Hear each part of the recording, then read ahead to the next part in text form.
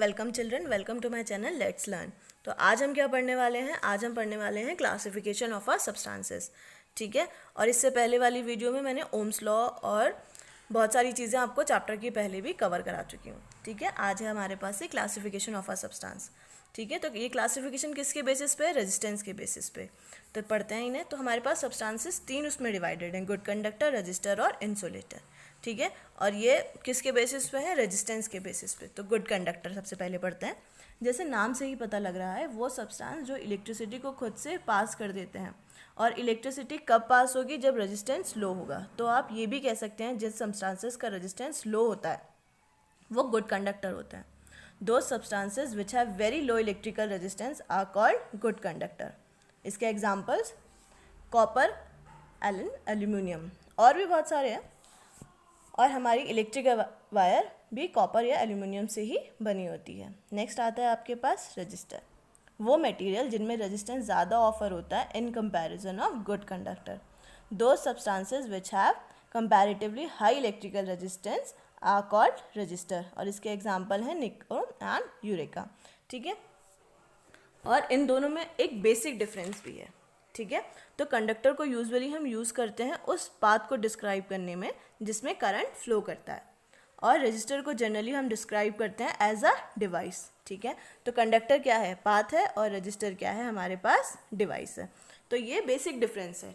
जैसे जैसे आप फर्दर क्लासेस में आगे बढ़ते जाओगे तो आपको और इनके डिफरेंसेस पता चल जाएंगे। ठीक है। तो अभी हमने क्या क्या पढ़ा? Good conductor and register. ठीक है। तो एक का इलेक्ट्रिकल रेजिस्टेंस बहुत लो होता है और दूसरे का इलेक्ट्रिकल रेजिस्टेंस उसके कंपैरिजन में थोड़ा सा ज़्यादा होता है। नेक्स्ट आता है हमारे पास इंसुलेटर। ये वो मटेरियल होते हैं जिनका रेजिस्टेंस इतना हाई होता है कि करंट फ्लो ही नहीं करता। डेफिनेशन, दो substances which have infinitely high electrical resistance are called insulator. Example rubber and would. ठीक है। तो अब हमने तीन चीज़ें पढ़ी, गुड कंडक्टर, रजिस्टर और इंसुलेटर, जिसमें करंट किस किस में फ्लो कर रहा है? सिर्फ कंडक्टर में और रजिस्टर में। ठीक है। इंसुलेटर में करंट फ्लो नहीं करेगा। अब नेक्स्ट टॉपिक आता है हमारे पास factor affecting the resistance of a conductor. ठीक है। वैसे तो इसको हम डिस्क्राइब फॉर्म में भी पढ़ेंगे, पर अभी हमारे पास इसमें हम शॉर्ट फॉर्म में इसमें 4 पॉइंट्स आते हैं। Length of the conductor, area of cross section या फिर thickness of a conductor, nature of a material of a conductor और टेम्परेचर ऑफ द कंडक्टर। ये वो 4 पॉइंट्स हैं जो किसको अफेक्ट करते हैं? रेजिस्टेंस को। ठीक है। और ये क्वेश्चन ना आपका 1 मार्क में भी आ जाता है। ठीक है। कि right any 2 points which affects the resistance of a conductor. तो हमारे पास इन चारों में से हम कोई भी 2 लिख सकते हैं।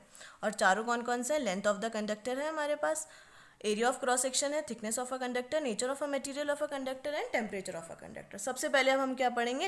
Affect of length of the conductor. ठीक है। R is directly proportional to L, resistance is directly proportional to the length. अब डायरेक्टली प्रोपोर्शनल है तो सेम अफेक्ट होगा। लेंथ ज़्यादा होगी तो रेजिस्टेंस भी ज़्यादा होगा, और लेंथ कम होगी तो रेजिस्टेंस भी कम होगा। मतलब लेंथ डबल तो रेजिस्टेंस भी डबल, और लेंथ हैवल तो रेजिस्टेंस भी हैवल। हम इसको ना ऐसे भी कह सकते हैं कि लॉन्ग वायर या लॉन्ग कंडक्टर का रेजिस्टेंस ज़्यादा होगा और शॉर्ट वायर या शॉर्ट कंडक्टर का रेजिस्टेंस कम होगा। ठीक है। नेक्स्ट पॉइंट है इसमें affect of area of a cross section of a conductor और थिकनेस ऑफ अ कंडक्टर। आप इनमें से कुछ भी कह सकते हो। इसके लिए हमारे पास एक फॉर्मूला है, R is inversely proportional to A। तो इस फॉर्मूले से हमें ये पता चल गया कि रेजिस्टेंस इन्वर्सली प्रोपोर्शनल है एरिया ऑफ क्रॉस सेक्शन के। अब इन्वर्सली प्रोपोर्शनल है तो जो अफेक्ट होगा वो रिवर्स होगा, मतलब थिकनेस इंक्रीज होगी तो रेजिस्टेंस डिक्रीज होगा, और अगर थिकनेस डिक्रीज होगी तो रेजिस्टेंस इंक्रीज होगा। इसको हम ऐसे भी कह सकते हैं, area of cross section double होगा तो रेजिस्टेंस हैवल्ड होगा। When the area of cross section of a is double, its resistance get halved, and if the area of cross section of a wire is halved then the resistance will get double. ठीक है। अब हमने इसके 2 points पढ़ लिए, एक तो affect of length of a conductor और affect of cross section of a conductor और a thickness of a conductor. ठीक है। एक आपका डायरेक्टली प्रोपोर्शनल है, एक आपका इन्वर्सली प्रोपोर्शनल है। जो डायरेक्टली प्रोपोर्शनल होता है उसमें सेम अफेक्ट आता है, जो इन्वर्सली प्रोपोर्शनल है उसमें रिवर्स अफेक्ट आता है। ठीक है। Resistance is directly proportional to the length of the conductor. अब इसके साथ ना कुछ पॉइंट्स हैं। ठीक है। कभी कभी बहुत ही अगर टफ पेपर बन जाता है तो ये चीज़ें आती हैं। ठीक है, ये पॉइंट्स क्या है? Short length of a thick wire, उसका रेजिस्टेंस लो होता है. Long length of a thin wire, इसका रेजिस्टेंस हाई होता है. The resistance of a wire is inversely proportional to the square of its diameter. ठीक है, ये पॉइंट सिर्फ आपको पता होने चाहिए. ज़रूरी नहीं कि आपके पॉइंट उसके पेपर में आएंगे ही आएंगे, पर कई बार अगर पेपर बहुत टफ बन जाता है तो ये पॉइंट्स आ भी सकते हैं, तो आपको पता होने चाहिए. सिर्फ इनकी एक रीडिंग कर लो, बहुत है. नेक्स्ट आता है आपका affect of a nature of a conductor. ये सबसे ईजी है क्योंकि हम इसको पढ़ते ही आ रहे हैं कि रेजिस्टेंस डिपेंड करता है उस मटेरियल से जिससे वो बना होता है. किसी मटेरियल का रेजिस्टेंस ज़्यादा होता है तो किसी का कम. हमें इसके लिए कोई फार्मूला नहीं याद करना. इससे पहले दो के लिए हमने दो फार्मूले भी याद करना, इसके लिए कोई फार्मूला नहीं है. ठीक है, अब जैसे एक एग्जांपल है, निक्रोम एंड कॉपर की जो वायर होती हैं, तो निक्रोम का जो रेजिस्टेंस है वो 60 टाइम्स ज़्यादा होता है कॉपर से. ठीक है, आएंगे तो दोनों ही आपके किस में, कंडक्टर में ही आएंगे, पर क्या है, अफेक्ट अलग अलग हो रहे हैं. तो जिस मटेरियल से जो चीज़ बनी है उसका उस पर रेजिस्टेंस डिपेंड करता है. लास्ट आता है आपका इफेक्ट ऑफ अ टेम्परेचर.